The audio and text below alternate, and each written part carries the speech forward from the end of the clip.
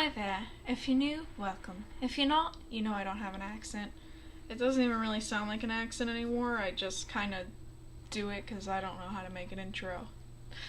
Anyways, today I wanted to talk about an epidemic that's been taking over the world. 10-year-olds in Sephora. I know. What has brought us to this? As I sit at my makeup desk. But the difference is, I'm a 23-year-old woman. Anyways, so the issue isn't necessarily that kids are shopping in Sephora. The issue lies with how they're acting in Sephora. Like, you could shop wherever you want. Like, I don't think it's legal to, like, ban 10-year-olds from Sephora. But at the same time, like, you know, watch your kids when you're getting in there, you know?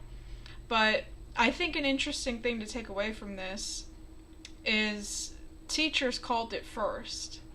Because we have watched videos after videos of teachers warning us that kids are acting this way and talking to adults this way, and everybody kind of poo-pooed, like, oh, haha, well, or like you saw like the videos where like the moms were like, well, it's your job to teach my kids so they don't act like that, you know, which I think is just a load of crap. But now it's infiltrating into society even more, and now everybody's like, wait a minute, these little kids are really mean. Because they are. They're really mean. Yeah. I just wanted to hop on today and just talk about it a little bit. You know, like, there's so many instances where these little girls are just taking over and the parents aren't stopping it.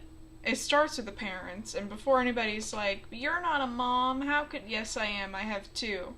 I have two of them. And one of the most important things I teach my children is how you talk to people is a reflection on yourself. And I think that should be taught more. Because, like, some of the horror stories you see of how these kids talk to adults, my butt would have been whooped into next year if I spoke to an adult that way at that age.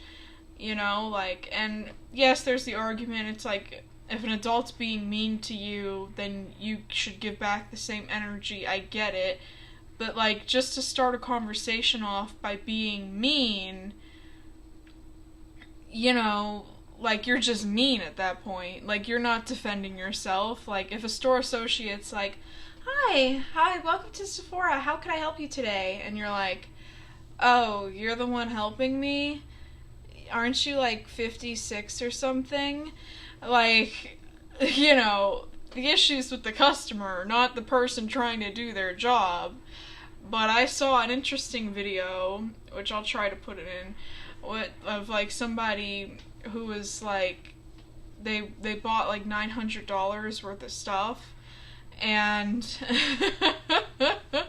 they bought $900 worth of stuff, and they couldn't, you know, they couldn't afford it, obviously, so she calls her mom over, and her mom is like, whoa, this is way too much money, you have to take something out. And the little girl started arguing with her, and I'm like, wouldn't be my mom. My mom would take that basket and dump it over my head.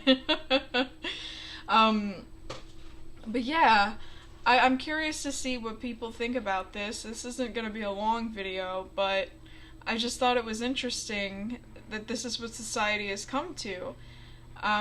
You know, and not only that, they're disrespecting property to the point where Sephora is probably going to take away their samples. You know, they're not their free samples, the testers. They're probably going to take away their testers now because these kids are making these smoothies, these skincare smoothies, which, I don't know about you, I've never met a 10-year-old with a wrinkle on their face, but I digress. But yeah, that's all I really have to say about the matter.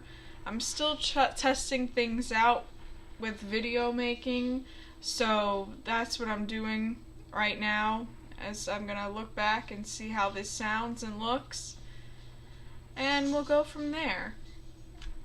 Puff, puff,